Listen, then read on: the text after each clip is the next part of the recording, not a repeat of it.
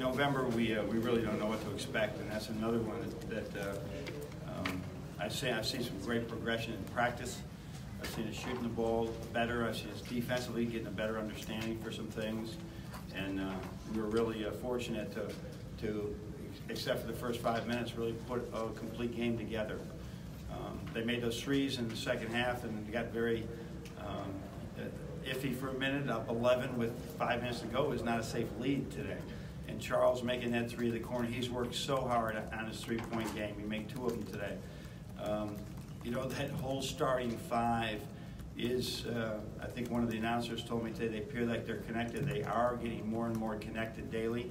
They're still not seeing each other the way they will as we go forward, but they are doing a really good job of finding each other, and that's a big difference. And defensively, then, they're really connected. They talk really well. We did a great job on a lot of the action that is so hard to guard.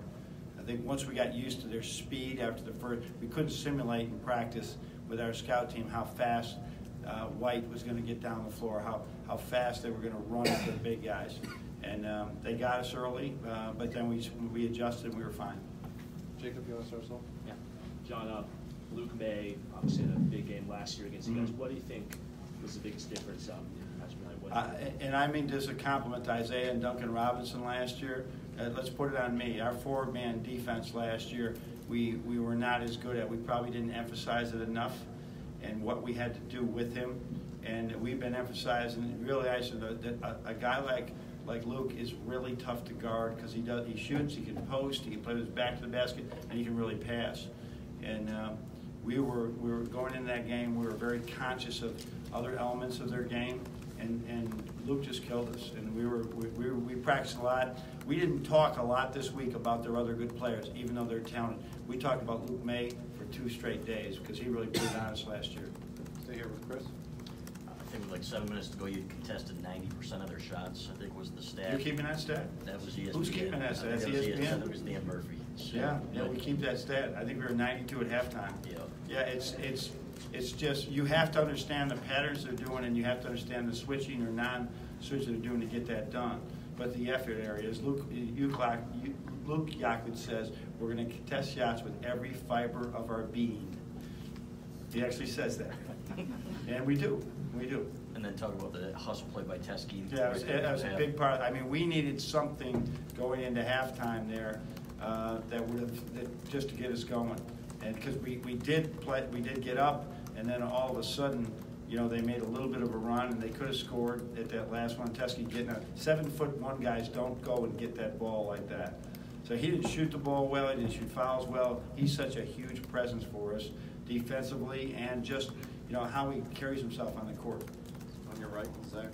John, you mentioned getting used to the team's speed, but to be down 10 and then go on a 17-2 run, I guess what else, or what sort of things did you see from the team before that started, and what does it say that they? Well, you know, when they got ahead of us, we missed some layups, we missed some foul shots, we left some 1-on-1s empty, and then we just started making shots, and we found each other, right? I think that, you know, that tempo that they were playing at, you know, can go the other way for you. If you just get stops and you're going up the court and you get into a track meet, we're pretty good in offensive transition. We found some guys.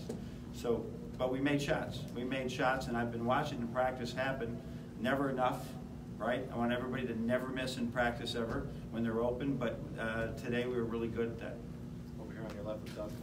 Coach, you've already said that you can get better, and your teams tend to get better as the season goes on, but as well as you're playing right now, how much better can you play than this? Oh, I hope we'll get a whole lot better. I mean, everything's so relative for me because I coach the team, and I just look at, when you're a coach, you see your weaknesses much more than you see your strengths sometimes, and that's a weakness of mine as well. But we have a lot of room to grow. We need the bench to develop. We need to get the freshmen better, and we need Teskey to do something offensively for us too. I mean, that would be huge. I think that Jordan Poole and guys like that, they're gonna 10 assists and 1 turnover is really good. But I thought there were some other opportunities they could have seen open guys too. So it's a breakdown, inch by inch. You get 1% better every day. Who knows what can happen? On the right with Andrew. Kind of going off that, other than Spain and the 10 extra practices, why do you think this team is playing, you know, at a higher level earlier than maybe some of your past teams? I think it has a lot to do with our leadership right now with Charles and Xavier and John Teskey. These guys have won a lot of games in their first 2 years, and they've been good in postseason. They've won a lot of games, and they practice with a purpose every day. They really are leaders. Iggy's got such great role models looking at him right now. Isaiah Livers is the same way. They're saying, this is what we do in Michigan. And we're going to win if we just do these things. We're spirited in our workouts, but Xavier and Charles in particular, they are really showing great leadership as far as effort areas in practice. I have to dial them back in practice. On your left with Bojo. John, Roy Williams said this was the most frustrated he's been in 31 years of his coaching, going up against your defense and in general with his team. Is that obviously what you guys want to do, try to do, hope to do? Yeah, that's one of the biggest compliments I've ever had, right? That he would ever say that, or our teams have ever had. Yeah, I mean, that's what, it's not like we're trying to frustrate you. We're trying to keep people from score baskets. And they run some great stuff, and they got young players in there playing now too. And we're young, but we don't have freshmen out there too much, just one really good one. So, that's quite a compliment, because I think they traditionally have had one of the best offenses anywhere, and we were able to do that. I think going back to the beginning when we had to get ready to play Holy Cross, which it's calculus. It's really, our kids were so focused that they realized that what Luke's talking about, what we're talking about as a team, really works if you put in the effort and the film study on it. Stay there with Sean. John, I know some years you've had teams that have taken a while to find their swagger, yeah, or do you like to use sometimes. Have you ever had a team that has shown this much this early in that way? You're talking about like this, yeah, and all these things out there? Not just the flexing. I'm still like making up my mind on that. I gotta look at it on video again. They're having fun. No, that's the thing. That's not a bad thing. They have confidence and have swagger as long as we don't show up the other team. But yeah, I like that. They enjoyed themselves with a great crowd like this. Thought we were a little nervous at the beginning, but we showed a lot of swag in the second half. On your right with Noah. Charles doing a little bit of everything for you guys out there. He's defending, he's throwing backdoor passes from the perimeter. I mean, how much better are you seeing him maybe see the game in terms of his all-around? Yeah, it slows down. I think there's another level for him right now to be able to we're hoping that he can really put the whole package together. There's 3-point in between, but in the meantime, his effort area is never in question. And so sometimes you just get tired in that effort area. You can't make good decisions. He's making good decisions right now over and over again. So still not perfect, but we love coaching him. I mean, whenever he makes a mistake, he's the first one that's not pointing fingers at anybody else, pointing at himself. So, Coach, I know better than that. Stay over there with Greg. The piggybacking on swag, can you pinpoint like where that comes from? Well, Jordan Poole makes it go into that locker room, and maybe that it's like a flu in there, right? That everybody's got a little bit, a good flu. But I just think our kids are, when you're having some success, and you realize that playing really hard and together is fun. I think it's so natural to believe in yourself and have great confidence. On your left with Brendan. John, do you guys do anything to practice, this sounds simple, but to practice keeping the ball in front of you? Yeah. The guard your yard. We usually every day we're doing some type of slide drills, just staying in front of, whether it's a manager, well, not really a manager, stay in front of one of our non-scholarship players, or just stay in front of a freshman. And they get through every move, and you just got to stay in front, and stay in front, and stay in front without putting your hands in here, right? So, I mean, doing our shuffles and our slides are something that's a daily habit. Did you not do that as much, or? No, we've done it before, but different people are going to be different, and we've had people, and one of our players is doing it right now. They're opening the door when they do that, and they're getting themselves in trouble. And just understanding that. But here's where the key is that John Sanderson, that's a technique that he can use in the workouts as well, that people are pushing and doing a shuffle in their weight room workouts all summer long. That's helping. Stay in the middle with Jay. John, you said yesterday that kind of figuring out this team's identity this year was a puzzle that you and the other coaches were looking forward to putting together. So going off Roy's comments now, just post-game, what's it like for you guys to kind of be a puzzle or almost a Rubik's Cube that other teams seem to have trouble solving? I don't know. I'll let them worry about that. I will. I just want us to keep getting better. That's the only thing. These wins like this will be, I'll be watching the film. We got Purdue coming up. I'll be watching the film, saying, what can we do better? And that's where we are.